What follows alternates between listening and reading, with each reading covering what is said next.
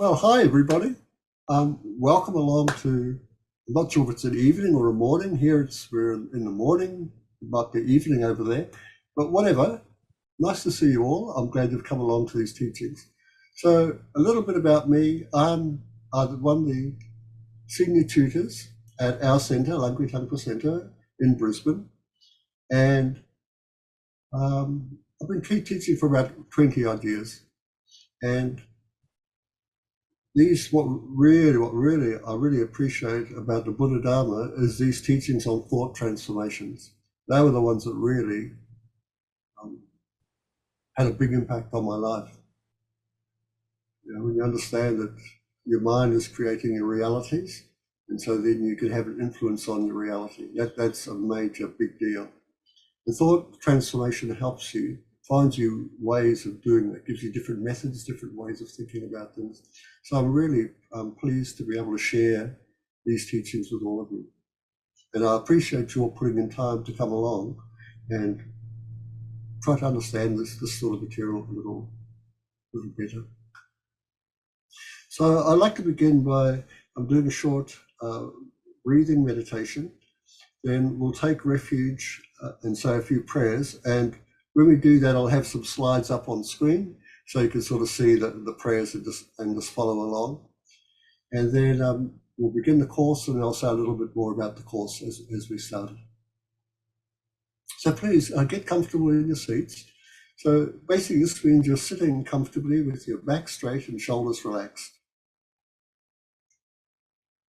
And if you like, you can close your eyes or keep them open.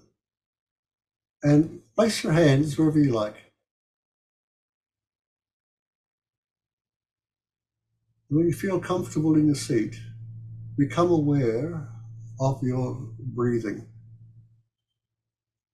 So you are breathing, and what I want you to notice is the movements that take place in your body whenever you inhale breath or exhale the breath.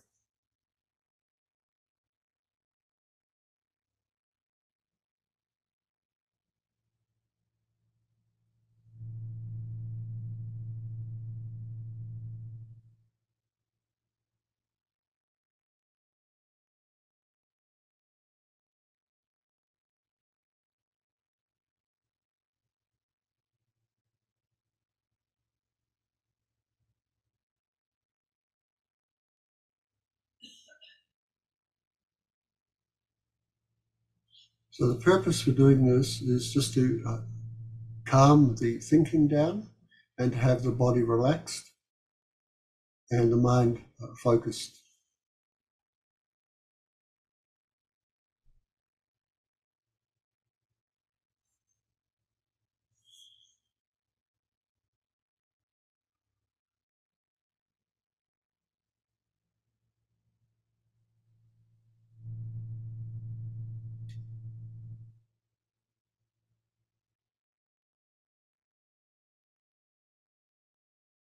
So if different types of thought arise or quite strong feelings arise, see if you can just drop them, just come back home to the body and know that you're breathing normally and naturally.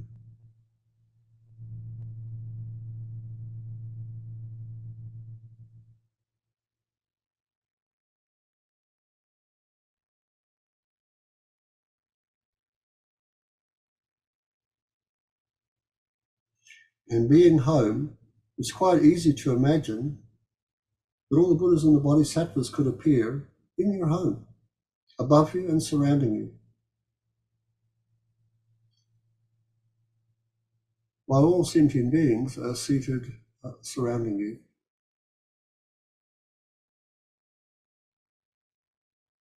You remember why you are attending this class.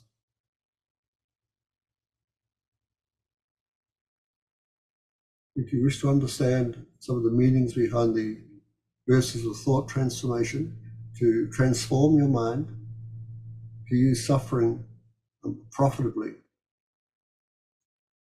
to not cling to any virtue.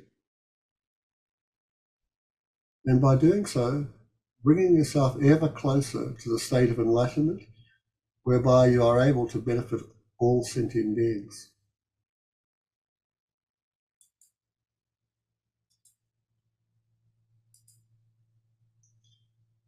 And having this wish to benefit all beings, and knowing that the Buddhas and the Bodhisattvas are surrounding you, in the space above you, you decide to take refuge in them, to bring yourself closer to the enlightenment you seek. And so you say, I go for refuge until I am enlightened through the Buddha, the Dharma, and the Supreme Assembly. By the merits I create through listening to the Dharma, may I become a Buddha to benefit all sentient beings. I go for refuge until I am enlightened to the Buddha, the Dharma, and the Supreme Assembly. By the merits I create through listening to the Dharma, may I become a Buddha to benefit all sentient beings. I go for refuge until I am enlightened to the Buddha, the Dharma, and the Supreme Assembly. By the merits I create through listening to the Dharma, may I become a Buddha to benefit all sentient beings. You recollect these are the four immeasurable thoughts. So you want everybody to have immeasurable love, immeasurable compassion, immeasurable joy, and immeasurable equanimity. And you want to develop these four qualities yourself.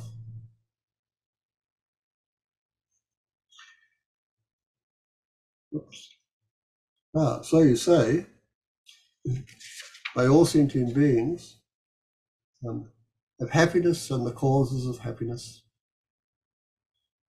May all sentient beings be free from suffering and the causes of suffering.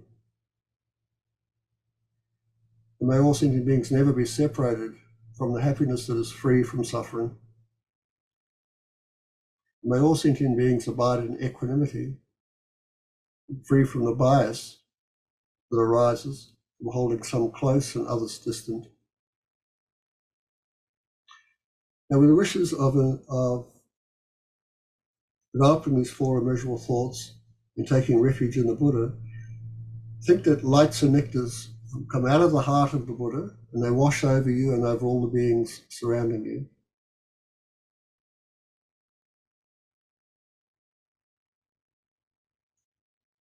And any hindrance or obstacle to becoming an authentic refugee is washed away. And all the four good qualities of the immeasurable thoughts arise naturally and spontaneously in the mind.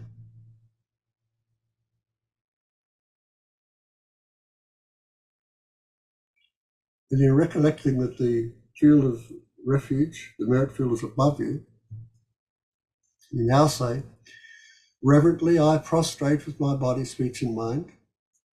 I present clouds of every type of offering, actual and imagined. I declare all my negative actions accumulated since beginning this time and rejoice in the merit of all holy and ordinary beings. Please remain until the end of cyclic existence and turn the wheel of Dharma for living beings. I dedicate my own and others' merits to the great enlightenment.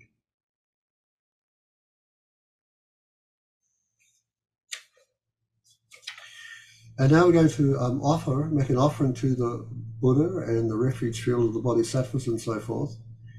And think that by doing so, the clinging to your merit or to anything to be real, have any sort of substantial existence, any type of inherent existence, like vanishes.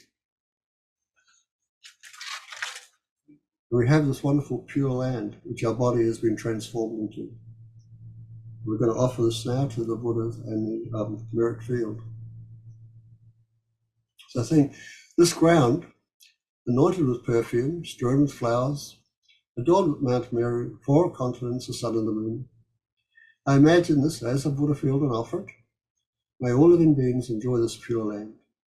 Idam Guru Ratna Mandala Kamnaryatayam. So release the offering. The Buddha accepts it and he looks at us and smiles at us with delight.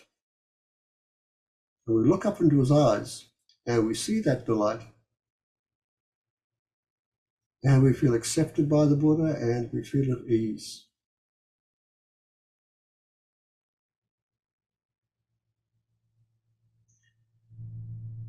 And then an emanation of the Buddha leaves his heart and it moves through space and comes to abide above the crown of your head. He's facing the same way you are. then the emanation begins to descend, and it enters the crown of your head, and it comes down through your body and rests at the level of your heart. And now the radiance of its body begins to expand, filling your body and mind with light.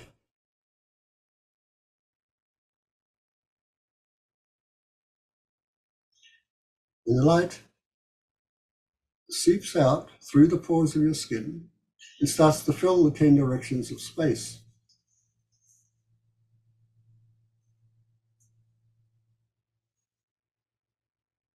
And every living being within space is touched by that light and utterly transformed into the fully awakened state.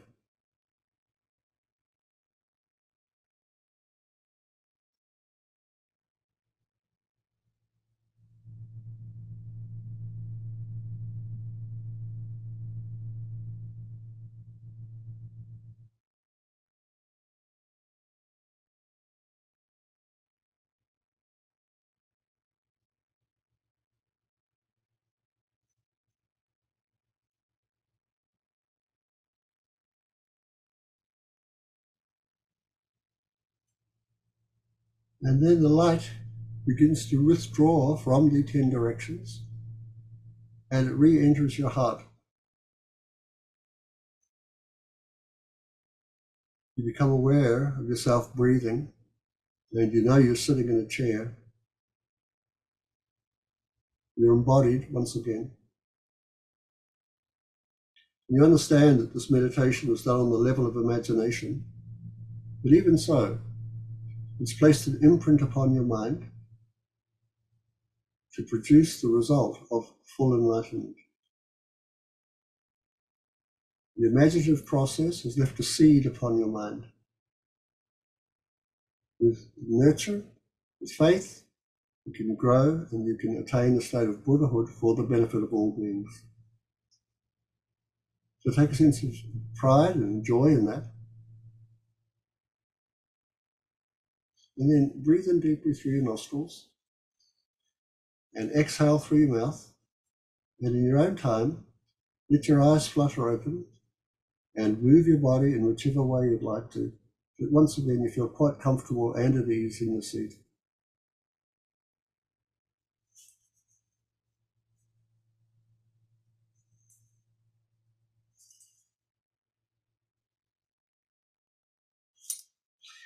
So, okay, let's have a look now at what we'll be doing for the next 4 weeks. And then our next slide will show us what we're going to do today. So our course outline, we're going to be looking at, over these 4 weeks, we've got 4 classes. And our topics will include the 8 verses of thought transformation. This was originally published by the namesake of our centre, Geshe Langri Tangpa. So each week we're going to cover 2 of the verses. And what we're going to try and do is establish or discover the relationship between what we're learning and how to put our learnings into practice. So this will require a little bit of discussion between you guys and myself. Right? So we're going to have time for questions and things like this, so you can raise your doubts or question anything or just confirm anything. So today we're going to look at a number of different things. Well, first we're going to work out what these terms mean. What is self-grasping? What is self-cherishing? And what is cherishing others? And we're going to really look at, like I said, verses 1 and 2 of the 8 verses. We're also going to have a little look at the history behind these 2 verses and the text in general. And so some of you may know, if you've had a course like this before, or you read, or you've even taken teachings from another Geshe or Lama, there's quite a bit of material on these 8 verses. And probably quite a lot of it by His Holiness the Dalai Lama. So some of you might be able to see here, I've got this little book up here called Training the Mind. This was put out a number of years ago, and you can see it's very thin. Very thin, just a booklet, but it's really good.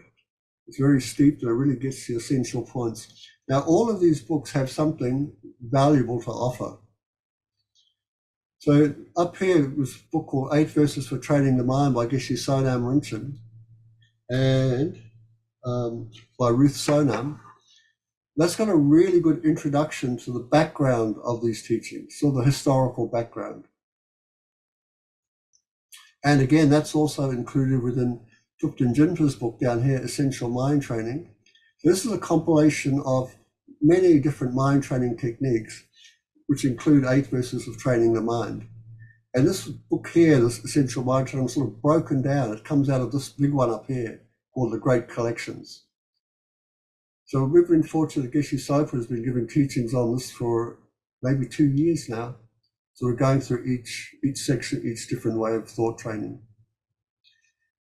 This book here called Awakening the Kind Heart is a commentary specifically on 8 verses of training the mind. And so are these 2 other books down here, Compassion Conquers All and The Essence of Mahayana Lojong Practice. These are just a few of them, and there are others as well.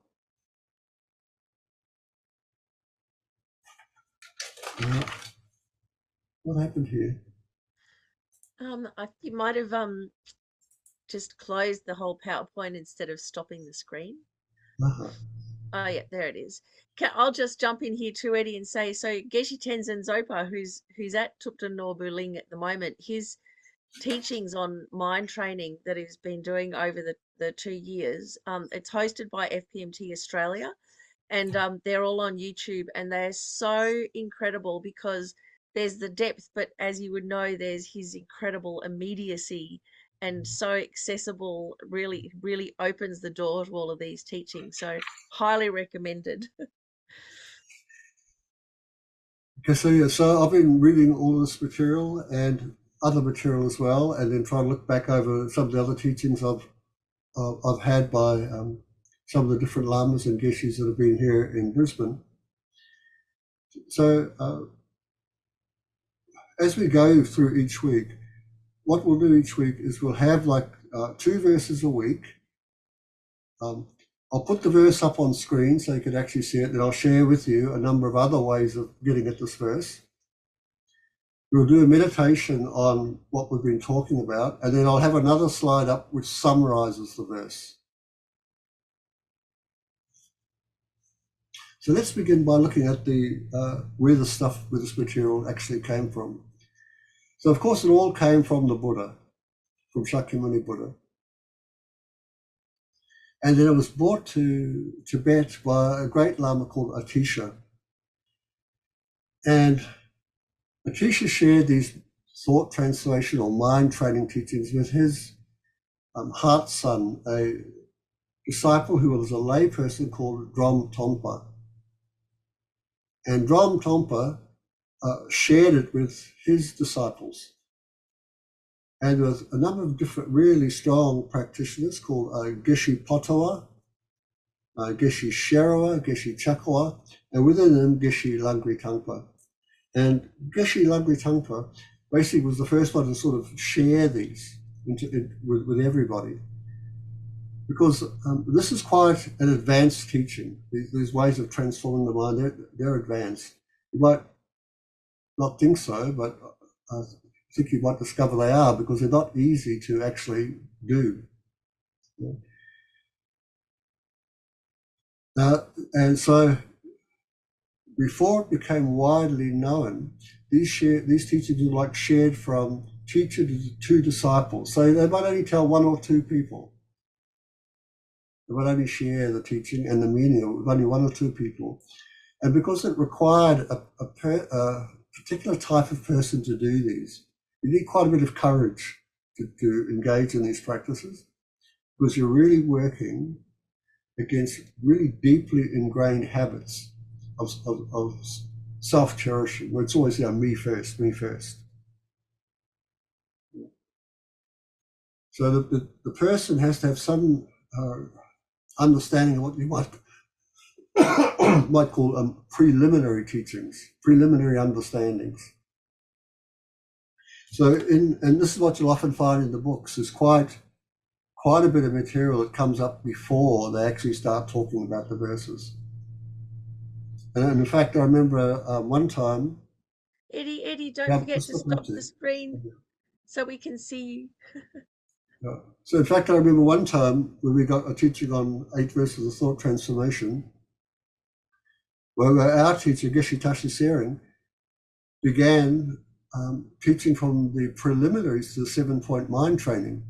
So we got teachings on guru devotion, perfect human rebirth, death and impermanence, karma, sufferings of cyclic existence. We got sort of the lower scope and middle scope teachings, and that took like one day. And then on the second day, he did 8 verses thought transformation. So I'm just trying to sort of impart to you, if you find this quite difficult, you might need to sort of go backwards a little bit and sort of get more of the foundation material that this is based on. And in fact, I remember one of our other students saying to me one day, when she realized, oh my God, these teachings are really advanced. And yet when they're sort of spoken, it seems quite simple, until you try and do it. And then it's like, whoa, you find how much resistance you might have to it. So I'll just go back now and go back to our screen share.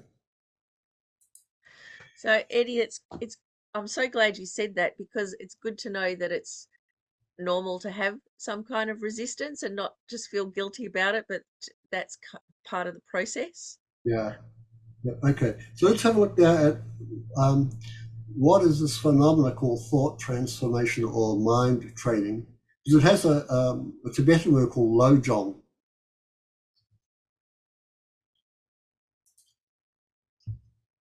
So what is it? So this term lojong, so lo means like this, mind or an attitude. And then this word jong that comes next has got a number of different meanings. And you can see how they're interrelated, but they're not exactly the same. So jong basically means like a training. So you're training your mind, or you're training in an attitude training. But here you've got these other things. So you're habituating the mind to an attitude, or you're cultivating a particular attitude. Or like this other one, there's this term cleansing. So that's a little bit different, isn't it? So you've got to sort of, you're looking at cleaning the mind of an attitude and replacing it with another. And in fact, all of the Buddha's teachings are thought transformation. We're training the mind, we're cleansing the mind, we're developing new attitudes, we're cultivating these new attitudes, and we're trying to become habituated to them.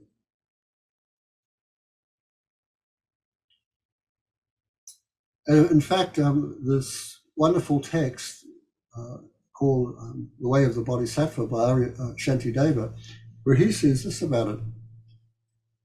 He says, out of all the boundless bodhisattva behaviors that have been spoken of, I shall definitely put them to practice, at least to the extent of the conduct for cleansing my mind. So any of you who are familiar with this text, it's a complete transformation of mind. It's a complete training of the mind. And to do that, you train in anything. There's got to be things that you don't do anymore. You have to put them aside or drop them, and then you adopt the new things. So this is about that, and in particular, in terms of the 8 verses of thought transformation, we are cleansing the mind of a very habitual attitude that we have, of what we call our normal way of being, which is me first, then you. I am the important one. You are secondary. So that's the habit we have, a natural sort of a habit. And these thought transformation techniques are going to reverse it. And they're going to go, oh, I know you are more important than me. I'm going to go second. Now, this is a tremendously useful technique. And I want to sort of show you how it can be very useful and what sort of what you need to sort of understand to make it very useful. And I'm going to use a few lines or a line or two from 7-point mind training. So in 7-point mind training, which is a commentary on 8 verses of thought transformation, they start off by telling me like how wonderful these teachings are. And they say, like it's like a diamond, it's like the sun, it's like a medicinal tree. And then it tells you how useful it is when times are really difficult. So I want to bring those difficult times in and show you that those times are right now. They've been, in fact, they go right throughout history. So let's have a look at that. So these times are called the degeneration of time. So this picture here I got online, and it's a picture of what's going on at the moment in the Crimea, with Russia and Ukraine. So this, as you all know, there's a war going on there, and like we're in the 21st century now, like the modern era. And the same things that were going on 2,000 years ago, and even further back, are still happening today. So the Buddhists would call this a degeneration of time, meaning that in the Buddha's time, it was much better in a way, but since then it's degenerated. Nevertheless, we can take this degeneration, these 5 degenerations, and see that they actually contribute to our happiness, to the lessening of our suffering, not contributing more to it. And this is through the use of these thought transformation techniques. So they begin by saying there's a degeneration in time. Like I said, okay, at the time of the Buddha, it was much more easier to get enlightened. So you might have remembered that story when he just gave the teaching to his 5 disciples. He just said it once, straight away, 2 of them became awakened, and then the third, he said it again, and then the next one, I think the last 2. So it's not like that anymore. So times have changed. And the living beings have become a lot worse. And they've become worse because of the view. So our primary view is the view of materialism. And that's completely out of whack with reality. But that's our view. A very strong view of self and other, and only the material things matter. Or they matter more than the mental things. Now, by having these wrong views, of course, then delusions follow from them. They're delusionary based, and the delusions here I'm talking about are things like greater greed, greater anger, greater abilities to bring about destruction, and a willingness to do it. And in dependence upon these delusions, our lifespan decreases.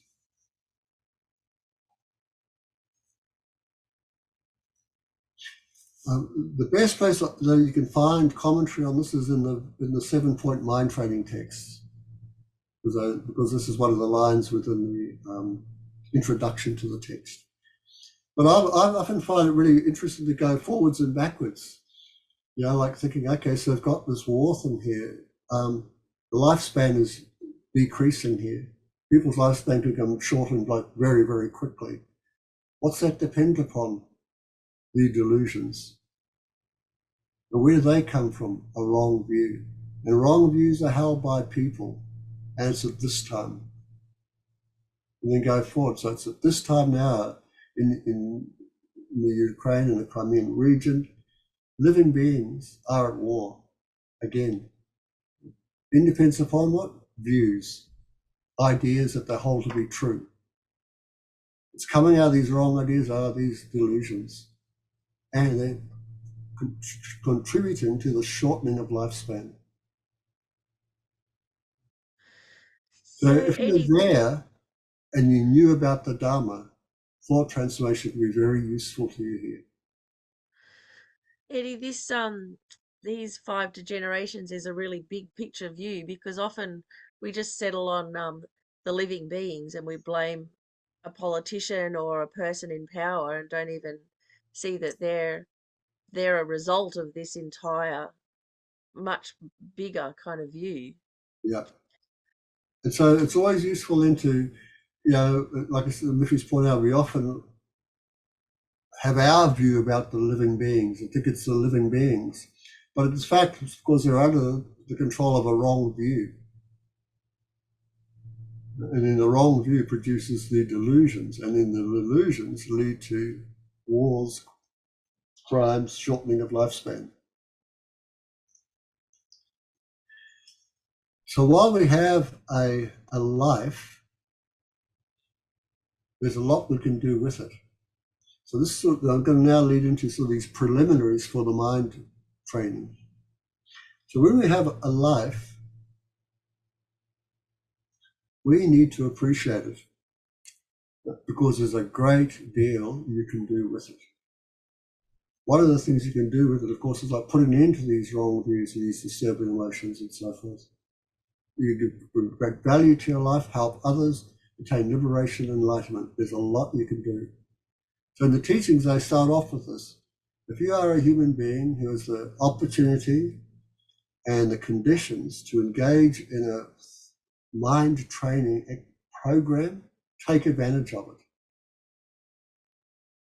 And it's sort of urgent that you do so. It's like, I'm sure, where the people are in Ukraine and Russia going through this, if you haven't taken advantage of the leisure and opportunity, you're at a major disadvantage here. Because you can die at any moment. We're going through the stages, our lives don't get longer, they get shorter. And they all end in death. So we've got to take advantage of these opportunities now to engage in this training of the mind.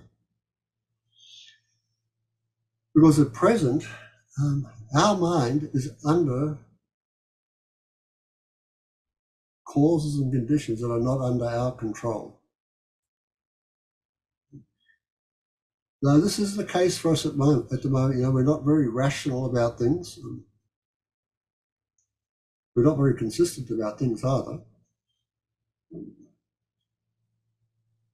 And so we don't have a lot of competence about what we're doing. But we could do. We have a sense of agency. We play a part in what's going on in our minds. Right? We are the thinkers. We can deliberately think, or the mind can think.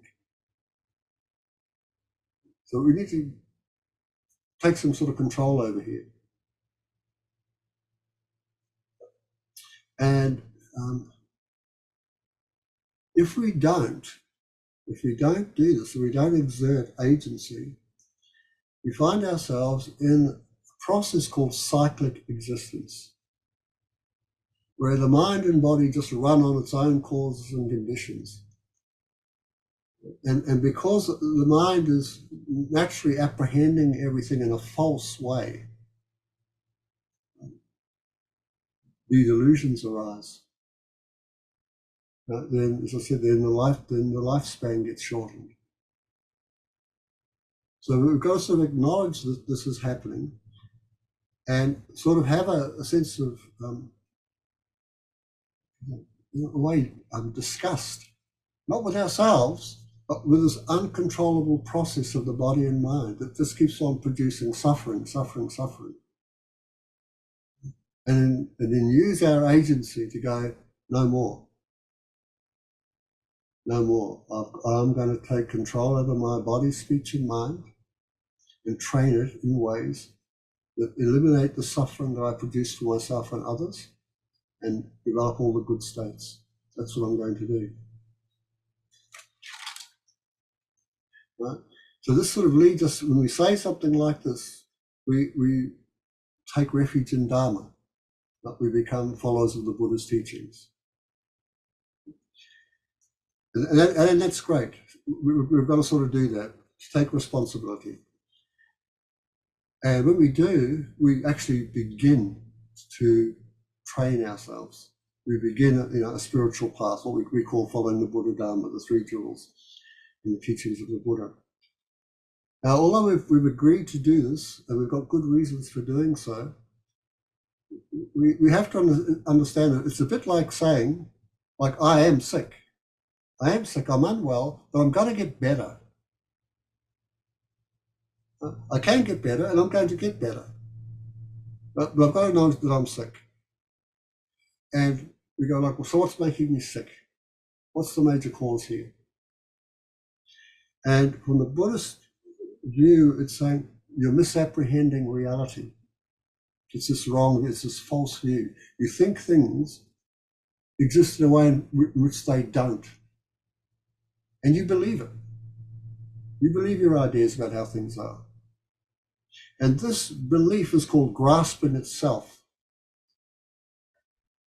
So we grasp at ourselves to have an existence that we don't have, and everything around us, we do the same thing. So I want to talk a little bit about this root of all of our suffering called grasping itself. And it's called the self-grasping ignorance. So we can say, what is it? Well, Chandrakirti says it's this. It's a belief in a nature or state that objects could have in which they rely on nothing else.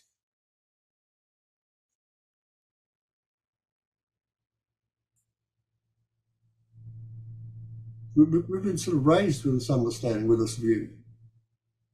Whereas we are subjects and everything else is an object, and it really exists. We have this thing called objective existence. And this is the belief, right? That objects would have something, an existence in which they rely on nothing else. Now, when it comes to ourselves, I'll just read out this little thing I thought was really powerful. Don't forget to stop the screen, hon. Yeah, so please, if you haven't written this down then, hold on to it. And we'll come back to it anyway. So here we go. The self-grasping mind grasps at, or when you say grasp at, in other words, it believes, it holds something. And what's it holding or believing in? It believes that our self, ultimately exists. And that means that it's independent of our conceptual designations. So in other words, simply put, right, we believe that there is a real I existing behind the label I.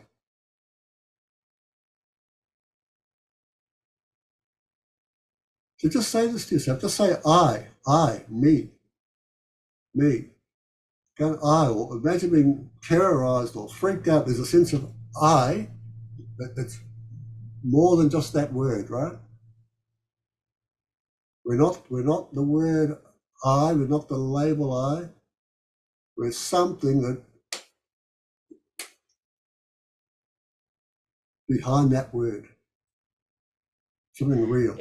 Eddie, it's like when someone gets your name wrong and you go, no, that's not my name. My name's la la la, So I often get called Missy, so I'm thinking there's a Miffy behind my name, Miffy. Yeah, that's right. That's what we're getting at. That's right.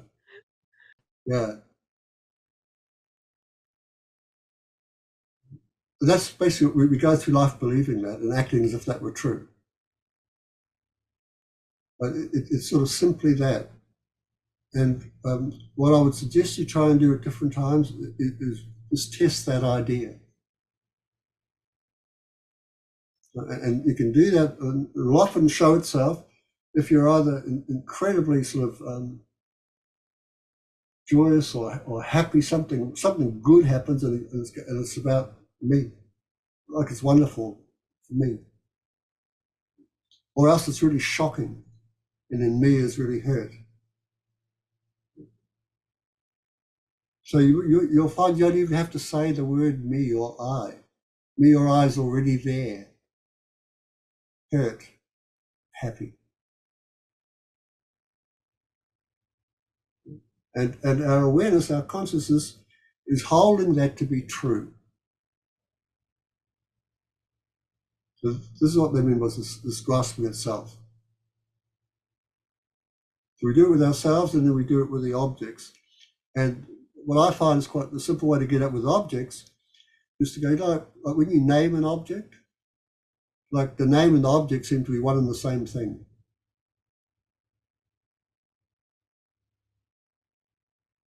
Like if you say like chocolate, so I like chocolates, immediately I've got like there's a real chocolate I'm talking about, right, beneath that name.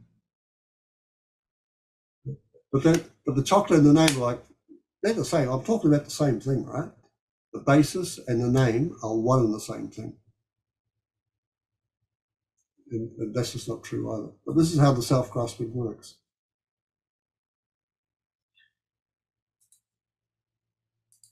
Now on that basis, on that belief that I am more than just the name, that under that name there's me, right? We have this type of behavior called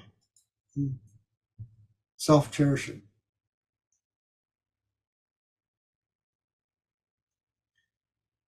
Now this, again, it just follows naturally. Right? If there's a real me, then the real me needs to be protected, looked after, and the real me needs things. So I want only the things that I like, and I want to be separated from all the things I don't like. And all the things that I don't like are hurting me, and all the things that I do like are really adding to my existence. Now you might ask, is this thing we're calling self-cherishing here? So it's got a number of different terms, which I'll go through too. Is that an affliction? Is that when we talk about it in the Buddha Dharma, there are different types of afflictions, different types of obscuration. So it's not either of them, which I found really shocking. But this is what it's called. It's called an inferior obscuration, and it's a hindrance for the bodhisattvas to abandon. So if you wish to become a Buddha, you need to become a bodhisattva first, and this thing called self-cherishing, this way the mind works in dependence upon the belief of the real self, this is a hindrance to you. So in brief, there are two types of self-cherishing. One that's really negative, and one that's not. The one that's really negative is the one that's entwined with the misconception of self. And so we talked before about the grasping at the self. You have that, and coming right out of that is a sense of protection.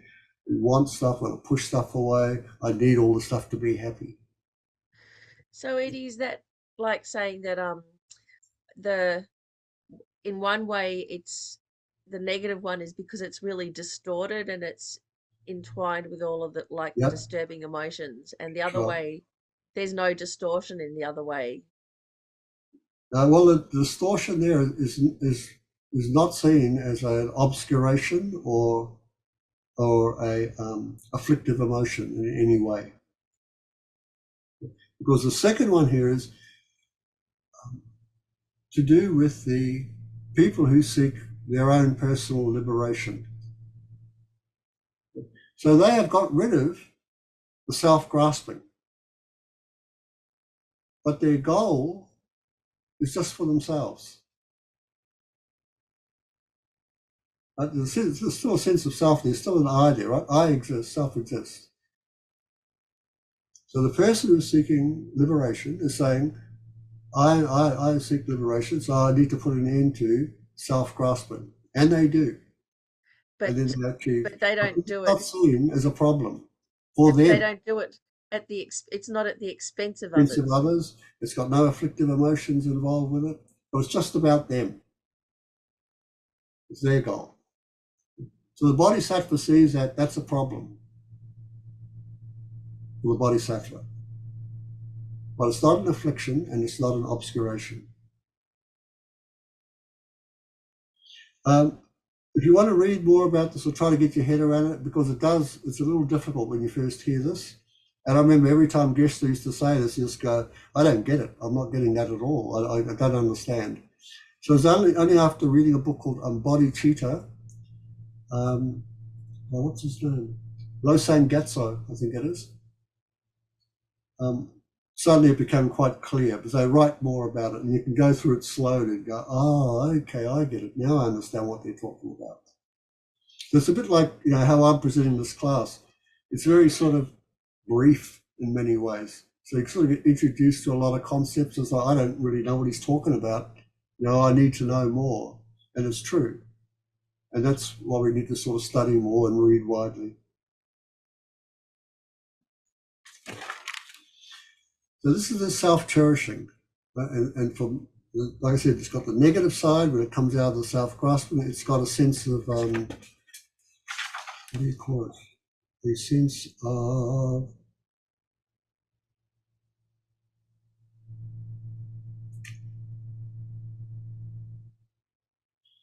on the negative side, you can, the self-cherishing on the negative side, it's called things like self-preoccupation, egocentricity, self-centeredness, and self-importance. And they say it's a doorway to all sorts of problems because it has within it ill will. And this is where the people who go for personal liberation, they don't have any ill will in their mind. There's no ill will there. Right? But on the negative side of self-cherishing is a sense of ill will.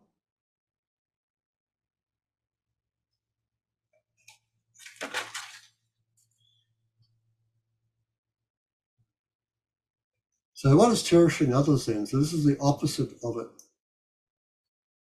And it is, in brief, it's an understanding and affectionate response to the needs of others. So self-cherishing doesn't have that. If you sort of run the two up against one another, right? You feel, okay, when I'm in a mode of cherishing myself, when I'm indifferent to others, when egocentricity is present. No, I don't really understand others. I'm not affectionate to others. It's all about me. So this is a nice way you can sort of check how, what these terms mean experientially.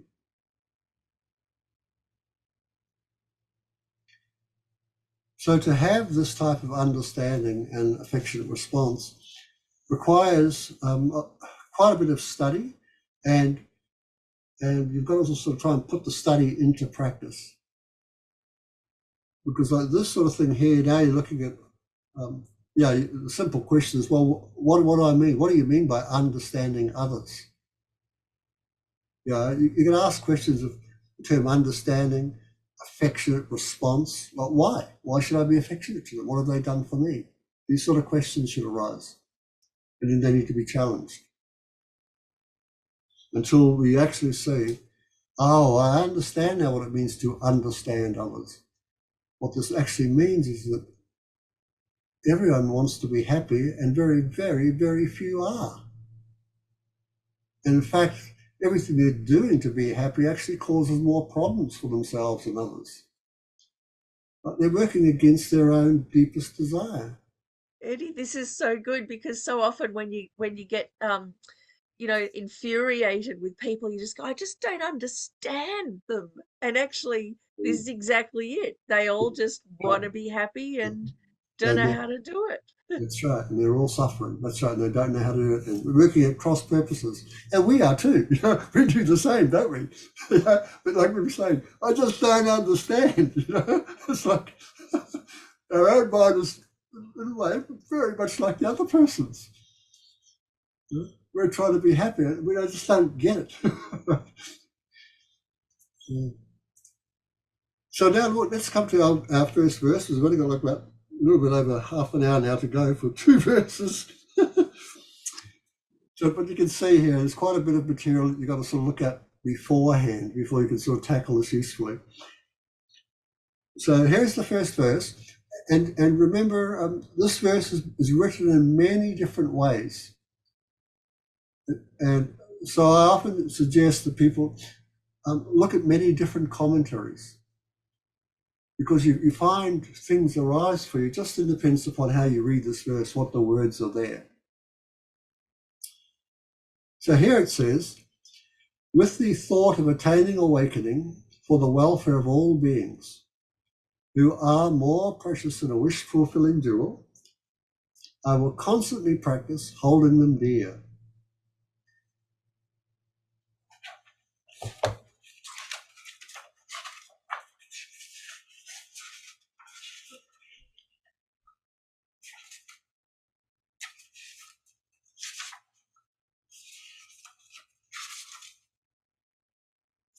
This is a verse now from His Holiness the Dalai Lama from the book Training the Mind. It says in this book, by thinking of all sentient beings as even better than the wish-granting gem for accomplishing the highest aim, may I always consider them precious.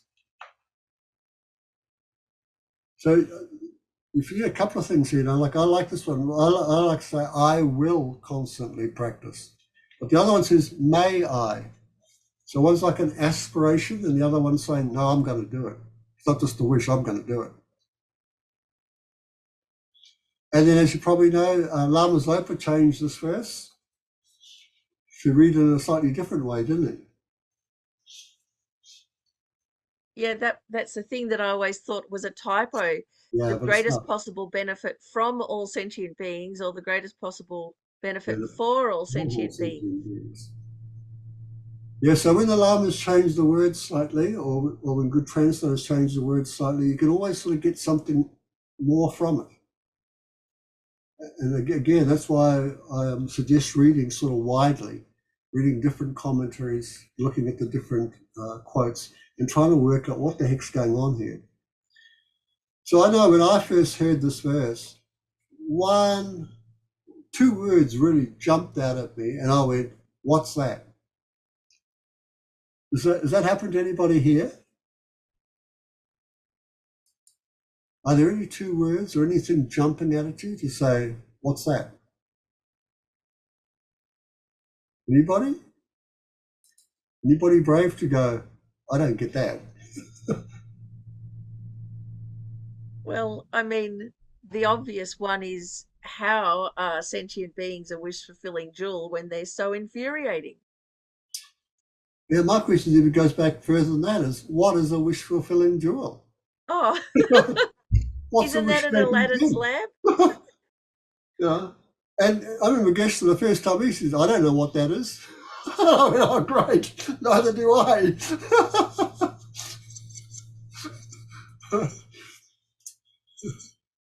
So the other thing I remember, years later, he gave another teaching on this, and he said, more important than money. Sentient beings are more important than money. Right, now that's something I can get my head around. So what can we do with money? Anyone? We can spend it to do what? Lots of things, isn't it? And often we think, if I just had the money, I could do this and I could do that and this and that. And if you had the money, you probably could. So the wish-granting gem is like this money, but it can only buy some, like money, limited things. what the wish-granting jewel and the money can buy you is anything that physically exists. If you have enough of it, you can buy it. Most of the objects of your senses, if you got the money and somebody's willing to sell it or it's for sale, you just buy it, it's yours. So a wish-granting gem is like the Aladdin's lamp, but it can only give you the things that your senses desire, the physical objects. What it can't give you is a transformation of mind. But you cannot spend money. Money cannot give you love. As they say, right, the Beatles song, can't buy me love. Steely Dan, I can't buy a thrill. Right? So the mental stuff, the wish-fulfilling gem or the money, you can't buy it. But they're saying here, these people can help you have that. They're more important than the money.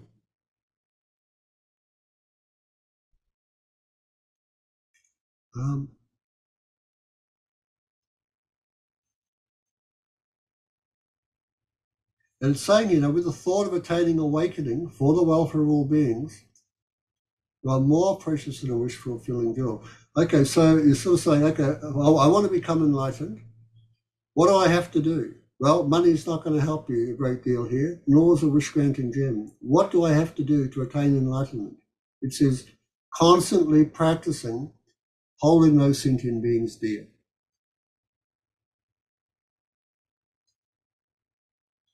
Hold them to be more precious than wealth, more precious than the money. And already we can see why this is a really high practice, because that's a big challenge right there, isn't it? Straight up. Yeah, we would hold our jobs more important than a lot of people. But yeah, I just said, I thought, I remember people here, we had these disasters. When the bushfires came, they lost all their possessions. But they'd say, at least nobody died in the family. We still have each other. That's right, or at least we got the horses out. Yeah, that's right. They got, it's the sentient beings are more important than the things that money bought, than the possessions. And this is what this sort of verse is getting at.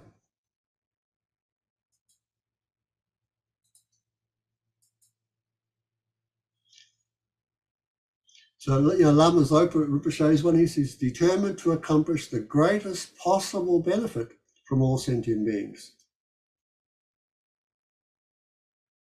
So he's sort of saying, it's sentient beings who provide you with enlightenment and liberation. And I remember in Shanti Davis' text, Way of the Bodhisattva, who says, who are these sentient beings who hold the Buddhas so dearly, but put aside the sentient beings? Because enlightenment depends upon us relying upon the Buddha and his teachings in sentient beings. Many of our good qualities, they just can't be developed without sentient beings.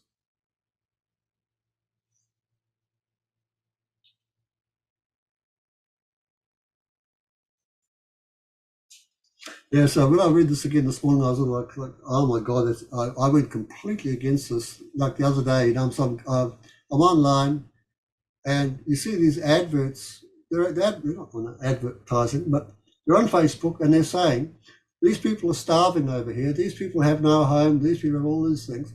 Could you give a little bit of money for it? And I'm just going like no. I don't have much. I'm going to hold on to my money. And it's just like, well, there you go. That just shows you think money is more important than the suffering of these people. So like I said, this sense of cherishing we have of ourselves is really deep. It's habitual.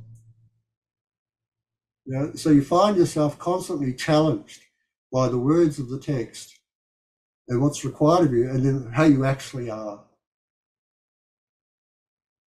But so I always find this is, it's sort of like a wrathful teaching. But it's true. It just tells you where you are. And that's great, because you don't want to mislead yourself. You don't want to think you're better than you actually are, you know. But there's sort of work to be done.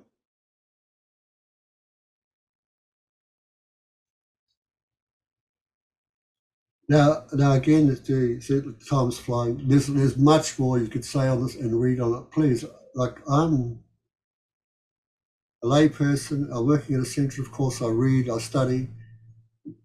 Please, like, do the same. Go through this material, find many texts, look at it. Try to get more than what I'm saying to you. You know, read words by His Holiness the Dalai Lama, all these other great Geshes and Rinpoches. Read that material, think about it. Eddie, in a way, this is actually it's great because it's just so clear. It's just, you know, do this one thing and then you try and do it, and in your mind it goes no.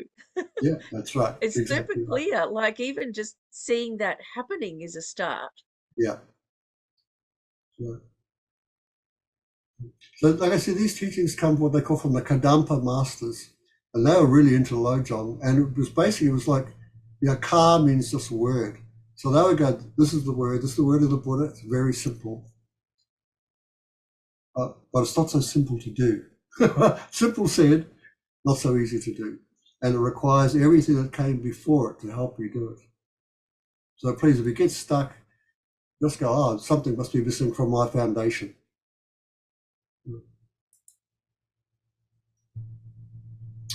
So when the way I often think of this is too simple. When you start really simple. Right? And the way it goes simple is, what is the benefit of cherishing others? What are the faults of just cherishing myself? Just start there. Right? So you can know what I'm going to put down, what I want to develop. And it becomes quite obvious to you. So there are many benefits of cherishing others, right? Immediately all fear diminishes. You're not afraid of people if you cherish them. You won't be angry at them as you cherish them. It's supreme mental and physical health, right? You'll often find that people have long lives just because they care about others. It's not so self-focused. You become a refuge for others. Others find you trustworthy. You're safe to be with. They know you care about them. And of course, it leads to enlightenment itself. Now, there are many, many more benefits than just a few. I just put 5 up because I know how the mind works. I go 5 max, right? I know they say 7, but I'll just cut back on 2. Let's put 5 up there. These are just some of the benefits. In the Bodhisattva's Way, they've got a whole chapter on the benefits. So please, you know, if you really want to get into this, this is all the benefits, right? Simple benefits that we can see in this life. Becoming less fearful. Having anger vanishing. That's tremendous. To be a trustworthy person. Yeah, that's amazing. So you take this, and then on the other side, look for what they call the faults of self-cherishing, the faults of just cherishing yourself, and see what those are. And you just weigh them up. You know? And believe me, it won't take a great deal of intelligence for you to see immediately, oh my God, the benefits are way the other side tremendously. So you just sort of start there. And then we'll go, okay, so now I want to do this. Now I know the benefits, now I want to do it. Now, how do I do it? That next question was, well, how do I do it? And then you find out like how to do it. So to summarize this first verse, it's basically this, right? The first verse is about cherishing others, learning to cherish others. Now, like I said, the way to start is learn what's the benefits of doing it, what's the faults of not doing it. You need to see others to be precious. You again ask, well, how are they precious? What's precious about sentient beings? You have to answer these questions. Ask the question, answer the question. And what am I asked to do? So I have to do something. I have to stop doing something. Stop reinforcing egocentricity. Stop reinforcing a sense of being indifferent towards others. Abandon that. And like I said, that comes about through seeing the benefits of cherishing others and the faults of egocentricity, self-cherishing, and so forth. So these two come up with, and these practices are actually related to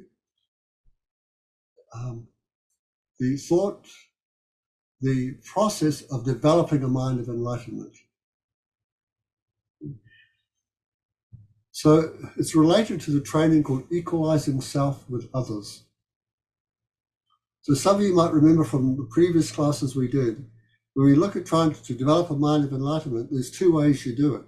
There's equalizing, exchanging self with others, and the 6 causes and 1 effect. But these are 2 major techniques. You learn one, then you learn the other, and then you put them together. And then you've got a 11-step process. And that's to develop this mind. Now, to really cultivate that mind, you do this thought transformation.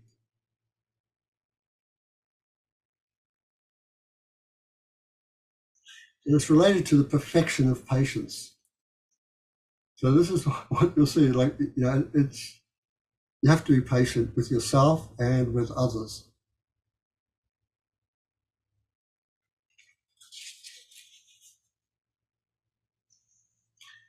Okay, so my class, my watch says it's nearly 10 minutes past. We've got another 20 minutes. Is that fine with you, Lou? Is that about right? Okay, so let's do a very short meditation then, right? So this could even be seen as being like a reflection. So I want you to imagine, first of all, that there are a lot of people in front of you, and some animals too. And I want you to just try and find a couple of people there, 1 or 2, and have a sense of love and kindness towards them, sense of affection towards them.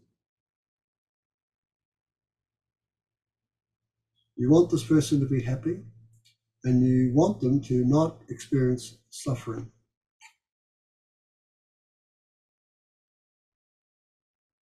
You know they want to be happy. You know they do not want to experience suffering. And I think that this person I'm actually focused on, and I know and I have this wish for. In fact, it's the same with all the other people around them. Everyone wishes to be happy. There isn't anyone there that wants to suffer. They're the same. So acknowledging that you can have a sense, this wish, may just come about. May they be happy. May they be free from suffering.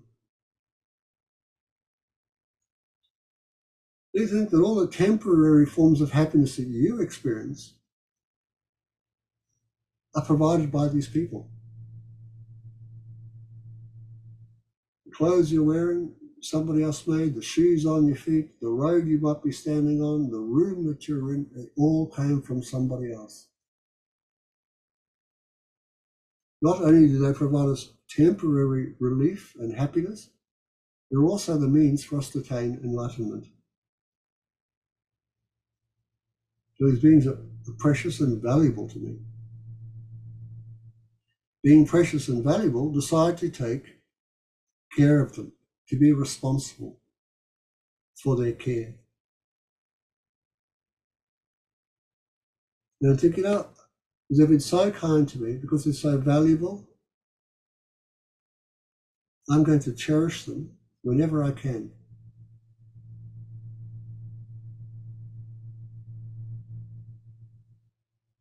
And when you think that suddenly Chen Rezig appears in the space above you and over all these beings. And from his body, speech and mind, flow all these nectars. Are they washed? They come down into you and over all the beings surrounding you.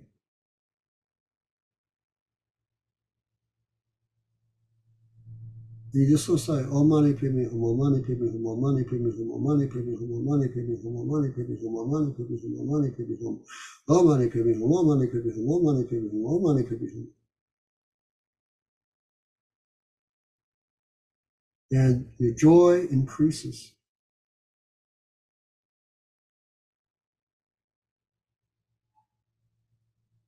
the sense of being no different than Chenrezig himself.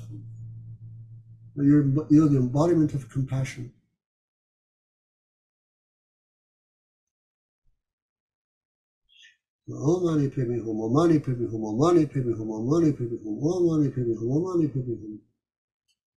Everything that obstructs your ability to see others as being precious has vanished. And there's no egocentricity here. You're completely open. There's no difference between yourself and others.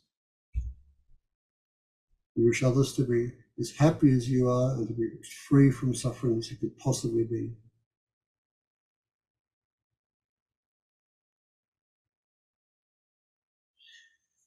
And I just, I'm breathing in now, through your nostrils, breathe in deeply. Then exhale through your mouth. And then think that as our teachings continue, that you're open, you're clean, clear, compassionate.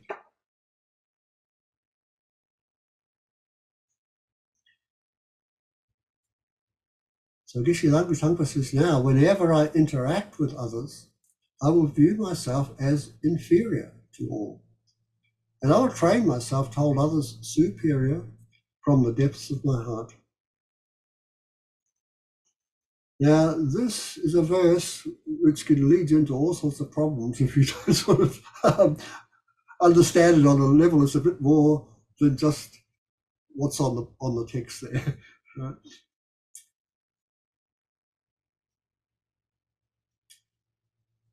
So you don't want to take this literally, saying, oh, I've got to think of myself as being less than others and so forth. Like they often say to be a doormat to others and things like this. So this requires some interpretation. But what it's actually getting at is sort of pointing out that most of the time that we are engaged with others, we rarely see ourselves as inferior to anybody. We're always either the same, so we compete with them, or we're better. So it's calling upon us to acknowledge that we have a sense of arrogance, what they call deluded pride, that we are different than others and better than them. And in response to that sense of way of being, we pity the others. It's not compassion here, it's pity. We're better. And so it's asking us to acknowledge that and to work against it. And the way to work against this is to develop a sense of humility.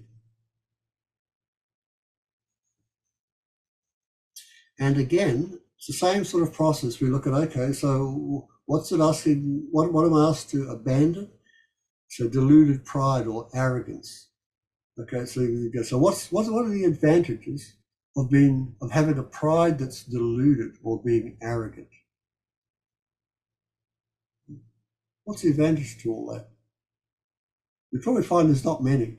So then you go, okay, so what are the problems with it? So you're going to find a lot of problems when you're deluded about your sense of self and your qualities and so forth, so that you behave arrogantly towards others. And then you go, what are the benefits of being humble, of having humility?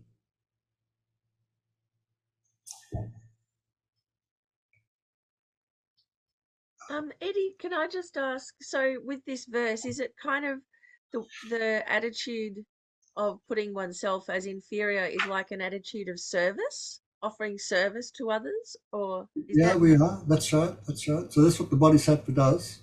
Bodhisattva attitude is that I am at the service of others. Yeah, I am to help others.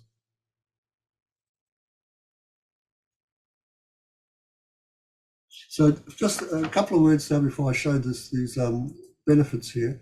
So I'll just read a couple of lines here. This is from His Holiness's text. What I particularly like about this very brief one, the training the mind here, it's been out for years and years. He deals with these natural issues that arise for us when you read that verse. The issues that arise when you take it literally. Are you telling me that I should be a doormat? That's what it seems to be saying. Now that's got to come up. It's got to be true for us. That's exactly what it seems to be saying. And you're going to go, now that can't be right. You're right. So here it says, in the second verse, the point being made is that the recognition of the preciousness of other sentient beings and a sense of caring that you develop on that basis should not be grounded on a feeling of pity towards other sentient beings. That is, on the thought that they are somehow inferior to us. Rather, what's being emphasized is a sense of caring for other sentient beings and a recognition of their preciousness based on reverence and respect as superior beings. So then he goes on to talk about what compassion actually is in the Buddhist context. So like I said, it's not pity. And then he says that our love and compassion should not be confused with love and compassion in the conventional sense.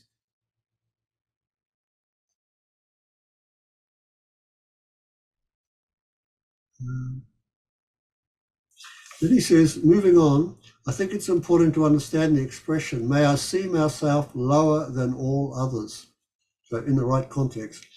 Certainly it is not saying that you should engage in thoughts that would lead to lower self-esteem, or that you should lose all sense of hope and feel dejected thinking, I'm the lowest of all, I have no capacity, I can't do anything. So that's not the meaning. The regarding of oneself as lower than others has to be understood in relative terms. And then he uses this idea that, generally speaking, humans are superior to animals. But then he points out that actually, in fact, but humans, in other cases, humans seem to be less than animals. It's like animals, many times, like when they go hunting, they hunt to eat. They will eat their prey. But humans like to hunt just because they like killing things. And so in that way, say, the human is less than the animal. So all because they know, like, I'm actually taking life, I'm actually harming a life, I'm actually hurting a being. If they'll go and do it to have fun.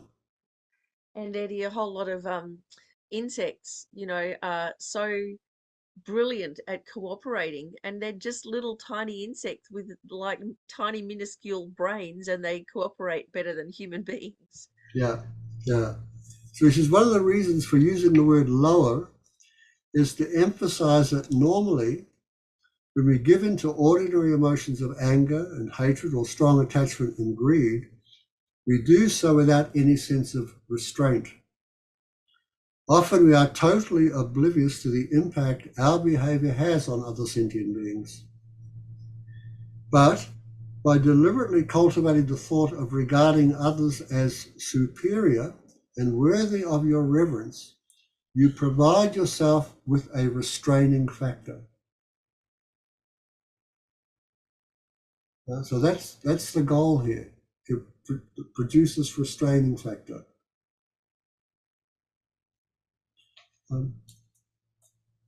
In fact, I remember many years ago now, as I look back around, so before I was 20,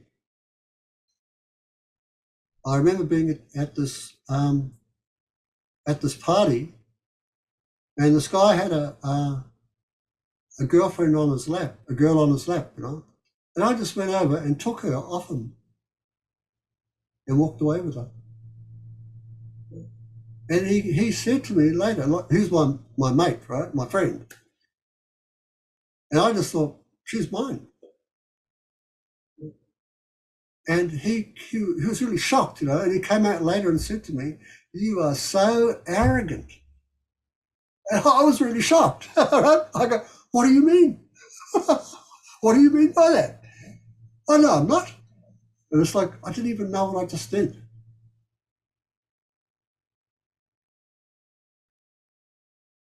Right? So this is an example, right, of like becoming more aware of these sort of thoughts and behaviors.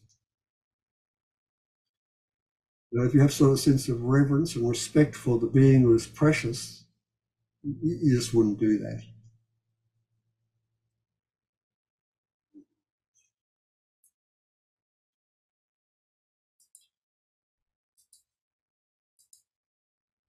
Yes, I always haven't been this person sitting in front of the screen. My behaviours have been quite radically different. So here are some of the advantages of being humble.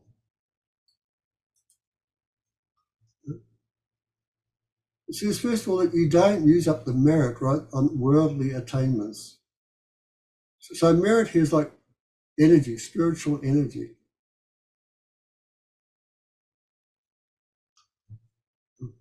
And of course, you accumulate a vast amount of merit of this energy.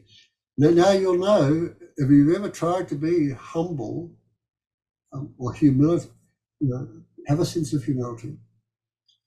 It's not all that easy.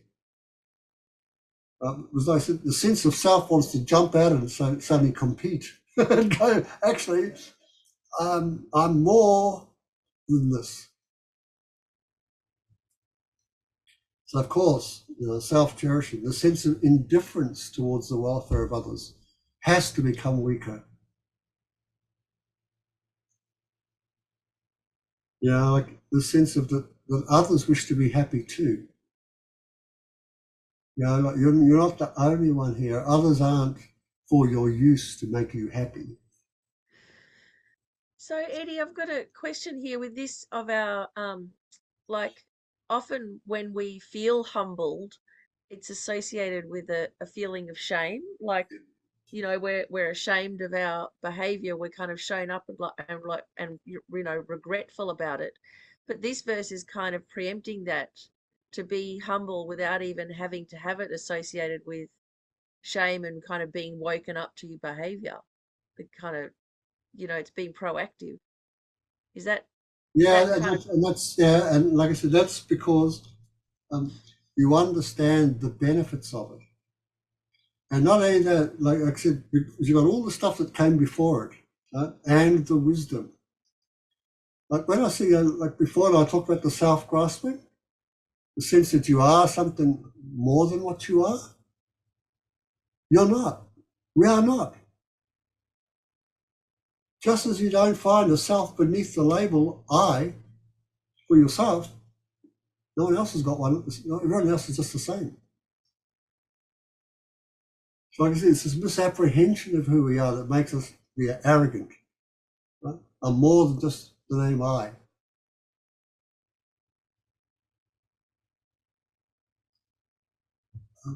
This is I always found this is the one that gets me. You can learn from everybody when you're humble, and everyone you think you're better than, you don't learn much. You don't learn much anything from them. You know? So you know, incredibly useful. and that plays to our sense of liking to profit from things, doesn't it? Being able So to just, it plays to our sense of liking to profit from everything. yeah, that's right. So you like people, right? People are so kind to you because you learn, you learn, you learn.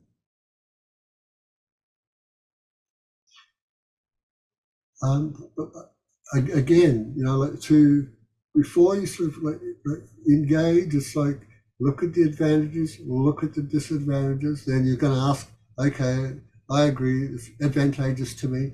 How am I going to do this? Then you're going to go, okay, so the only two ways I got to go, he's got to use my intelligence, my wisdom, and there's got to be a method to do it. So what are they? Where are they? What's going to support this? So of course, all that support is all the stuff that came before these teachings of thought transformation.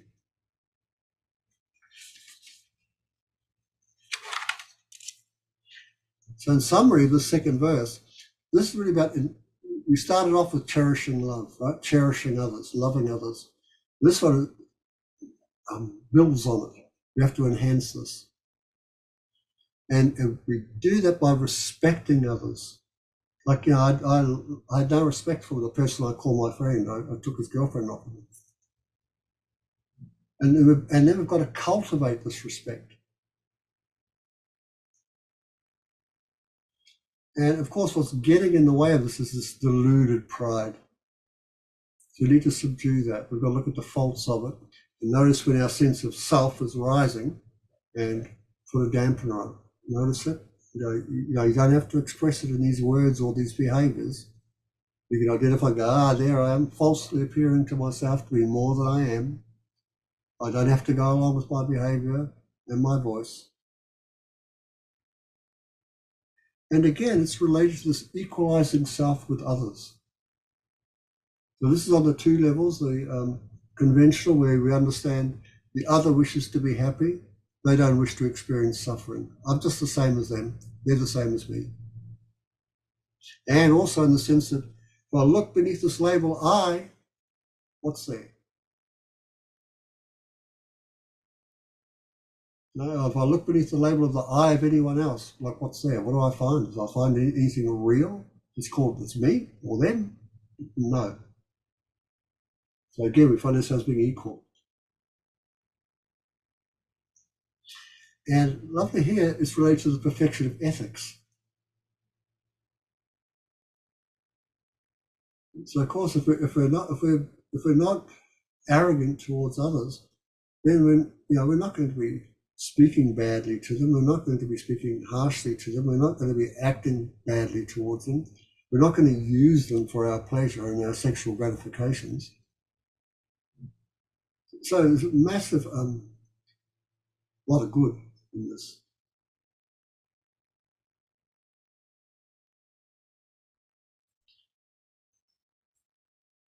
The meditation you could do for this is basically to do a meditation to see the equality between oneself and others, which is very much like the one we did before, but this time you could just put 3 people up in front of you. Oh, let's do it. We've got a few minutes. It won't take long. So I want you to imagine 3 people in front of you.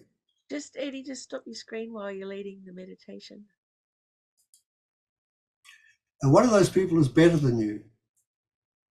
So what do you think? This person is better than me in either quality, some sort of qualities. They're better than you.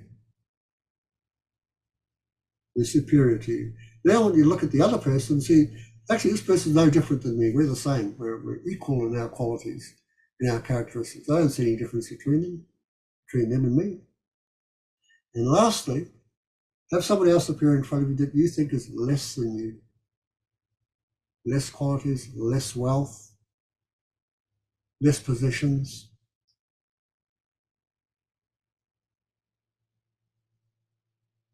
Then towards that first person, the person who has qualities that are inferior to yours, allow a sense of arrogance to arise. You're better than them. Then the person who's the same, person of equal rank, allow a sense of competitiveness against them.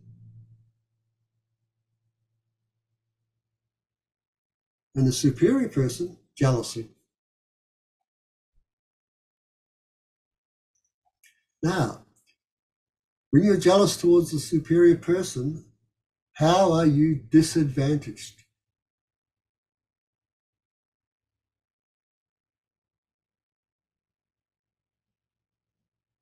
When you look to the person of equal rank and you have a sense of competitiveness towards them, how are you disadvantaged?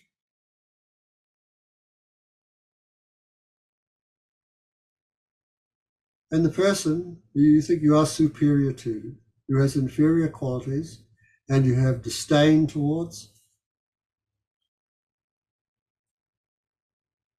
how are you disadvantaged by that?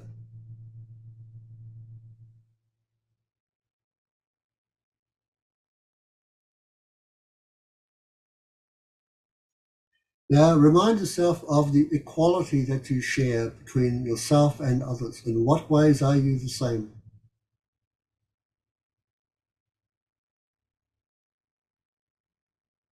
Think that you're equally under the power of afflictive mental states and recurring bad behaviors.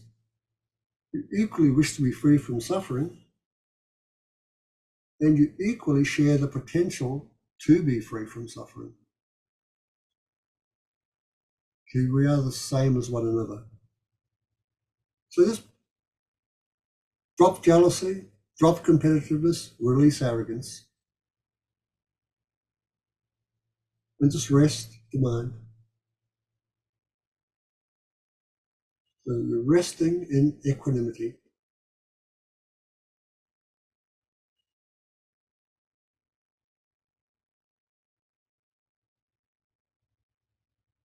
And then let it go. Your eyes are closed, then open them. And sort of, just keep in mind, there's no difference between myself and others. We're the same.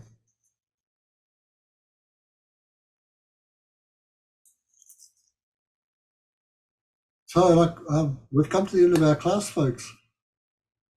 And I've, as you know, in this, we've just barely scratched the surface. So please, in your free time, find any type of commentary on this. Go through it, read it, think about it. And if you like, come back online and have a look. If you'll put the slides up, you'll have these slides for them. And just see how these verses relate to the summaries, I guess. And we are sentient beings. We're not enlightened beings. We are still under the throw of these disturbing emotions. But we can try to get out from under them. And this way of transforming the mind is one of the ways we can do it. And it's not easy, but it is possible.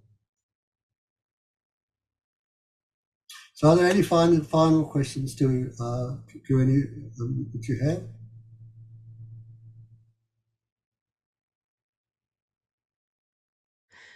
Eddie, it would be nice to have just those little meditations that you did, just as like a little paragraph of, to how to meditate. That I really found them quite good, direct meditations.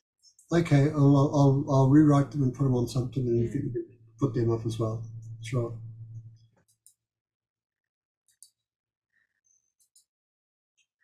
So in brief, this is a summary for the second verse. So when we come back next week, I'll put the summaries up together in one slide, so you can go, oh, that's what we did last week, and you can relate it across, and then we'll begin third and fourth. The next week we'll put up third and fourth.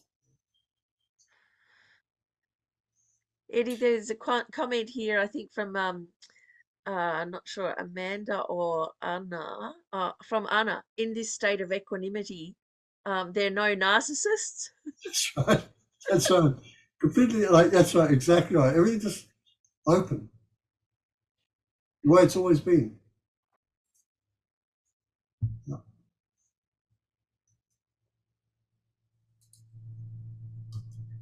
So what's the takeaway? Well, a little bit. I've introduced the lineage. It comes down from the Buddha, and then Lama Yeshe, John Tongpa, and so forth.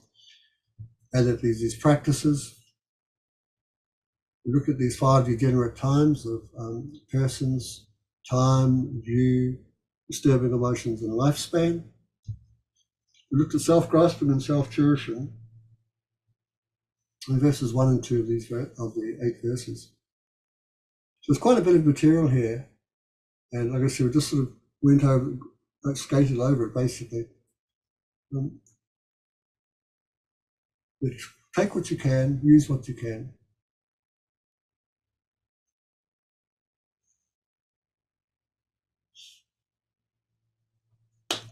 So let's take everything that we've done and point it towards the goal we're seeking.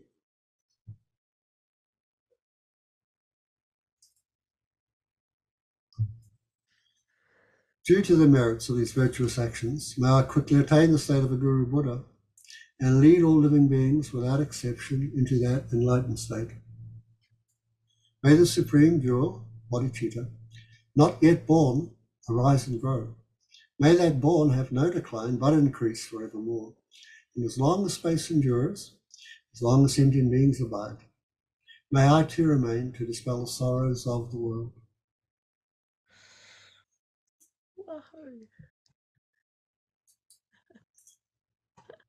So again, we've come to the end, folks, and I just want to say thank you for being here, with helping me share this material. It's really dear to me. May it help all of you in your lives and as you move towards enlightenment. And please stay alive, live long, let's see each other again, and we keep trying. Come back next week, everybody.